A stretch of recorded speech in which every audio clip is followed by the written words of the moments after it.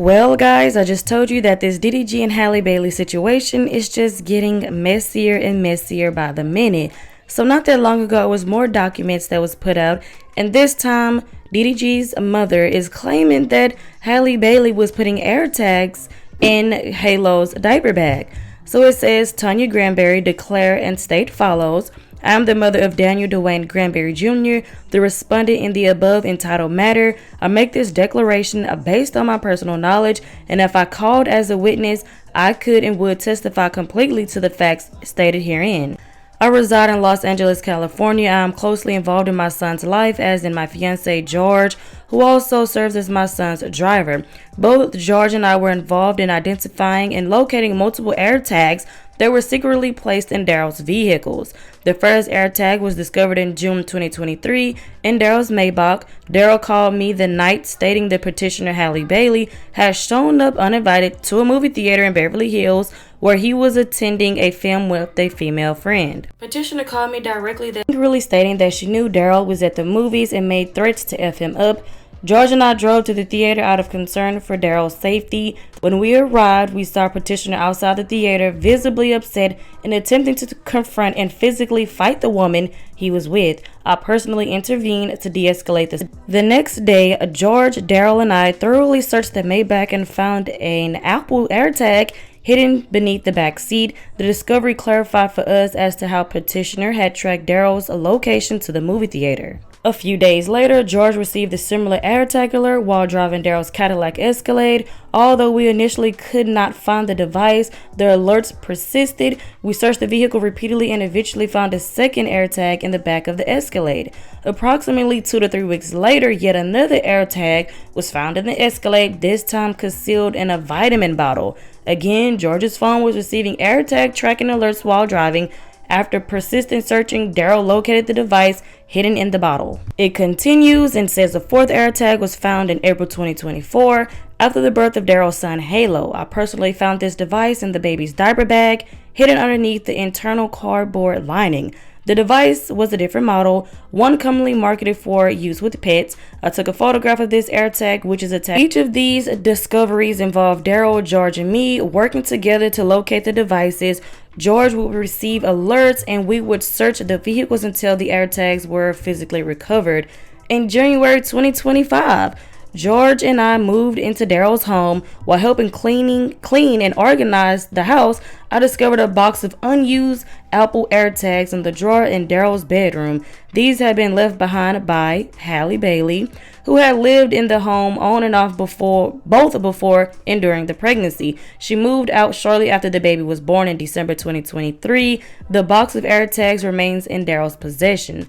The repeated placement of these tracking devices established a clear and deliberate pattern of unauthorized surveillance and stalking of Daryl by Halle Bailey. These actions caused Daryl significant emotional distress and concern for his safety, particularly given the threatening behavior I personally witnessed at the movie theater incident. That's why I said the situation between DDG and Halle Bailey is getting messier and messier. Every time something comes out, it just gets messier and messier. When Halle Bailey was filing a restraining order, we seen the messages from DDG, and now that DDG is trying to get sole custody of Halo and don't want her to take Halo to Italy, we see the messages from Halle, and I'm sure Halle Bailey is going to submit something else to the court that's putting Daryl in a bad light as well. That's why I said the situation is just messier and messier, and it seems like family court is the best thing for them. Like, handle it through the courts, because them trying to handle it personally is not working, because now he's making it seem like Halle Bailey is a stalker with all these AirTags she didn't put in his car, including the baby's diaper bag. The picture that DDG's mom submitted to the court, the AirTag does belong to her cat, because you guys do know she has a cat, but she put it inside of the diaper bag, not like just inside of the diaper bag where you get the baby stuff, like inside underneath the cardboard, which is crazy. I don't know if she did that to know where DDG was probably taking Halo, because of course if you're going to take Halo somewhere, you're more than likely going to take his diaper bag as well. But then you also have the AirTags that's in his Escalade and his Maybach. Like,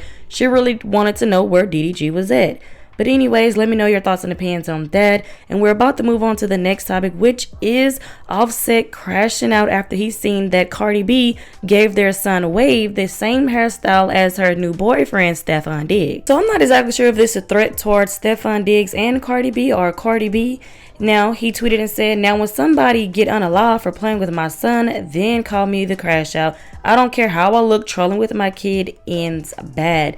Basically, he's talking about the hairstyle that Cardi B gave away. He was clearly not feeling that. Now, Cardi B did take the tour to Spaces, and she talked about how she was depressed and her baby came out 5 pounds because she was depressed while she was pregnant and she couldn't really eat. She also talked about how certain rap females had leverage over her, or she felt like they had leverage over her because, Offset was messing with them while they were married. You guys go ahead and take a listen. Do not understand why I'm getting so much disgusting hate from men. I'm even being called a by men. Like, I'm literally getting called a and all type of by men. And it's like, it is so crazy. I don't understand how I was I was married for 7 years and I was faithful for 7 years. Before that, I was engaged for 3 years. Everybody know that I was engaged to somebody that was in jail. And I've been famous for a very long time now. And I feel like I've been married for a very long time. You don't see stories of me being being and being this and that. I was a stripper, but just because I was a stripper, I wasn't. I always had a man. For some reason, I always had a man. I feel like Libras always have a man. But just that and just so many mean things that a lot of people been saying. Like, it's like, oh, I'm popping out with somebody to get other people mad. Y'all saw me. I was not popping up with somebody. They popped up with somebody first. These men don't even realize that that person posted their other significant other first on their page. You just don't peep it because y'all don't give a y'all give a when I do it. Y'all don't give a about when they do it. It's just more than the cheating. It's just like, I don't know, just like the constant lies, the gaslighting. It was really messing up with my head. It got to the point like last year I really felt like I was going crazy. I couldn't eat, I couldn't sleep. Like, my baby came out 5 pounds, a healthy baby. No, I ain't gave birth prematurely, nothing. My baby came out 5 pounds because I couldn't eat because I was so depressed. I was so depressed because the lies, the constant drama. I would wake up every single morning paranoid because I feel like every single time I would wake up, there was something on the internet. And I used to be like paranoid because it's like, oh my God, what's new? What's new? Oh, this guy got caught doing something. Oh, blah, blah, blah. It was just so crazy. It got to the point that, like, my manager team, like my team, my managers and my label, they just came to a meeting like, it's like, yo, we have to find her a therapist. Like, she's going cuckoo. And I did therapy. I did therapy and I tried and I felt back in love again. And I decided to have my baby and everything. And it's just like, when it's the end of something, it's literally the end of something. It was becoming a liability. You know how many rap weak rap from the biggest to the lowest? I feel like all they had, because a can't sub me for nothing. A can't talk shit about me for nothing. You know what I'm saying? I'm a bad from head to toe. Bad from head to toe. I could rap. I do numbers. My kids look cute. I got good jewelry, good cars, property owner. You know what I'm saying? A can diss me or play me in nothing. Can talk about me in nothing.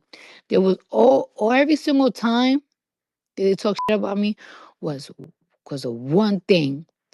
When you start becoming a liability and you start to get in between my work, I could even diss these whack because every single time I diss them, they always bring up that one thing, one person. I was getting in between my work. I'm not gonna lie and I say the motherfuckers were helping me with my work. When I say helping, I'm not talking about writing or none of that shit. Just helping me because we did help each other with our jobs. But it's like you helping me and yet you destroying me at the same time. Because from the smallest with no certification, with no nothing, with talentless as will diss me just over one person. Had to go. You becoming a liability to my work, you gotta go. Now these gonna pay because now y'all can talk about nothing. Last year I felt like I was like naked walking down running down the street, and I was like just running and running and running, and I don't know. I just felt so weird last year. I felt really, really weird. Like I was getting frequent headaches. I was literally losing my mind. I was literally losing my mind. And I gave it chances after chances after chances after chances after chances after chances. If I was still there, I was gonna end up going to jail. Cause I was gonna end up killing them. Seriously, with my own bare hands. Cause it was just getting so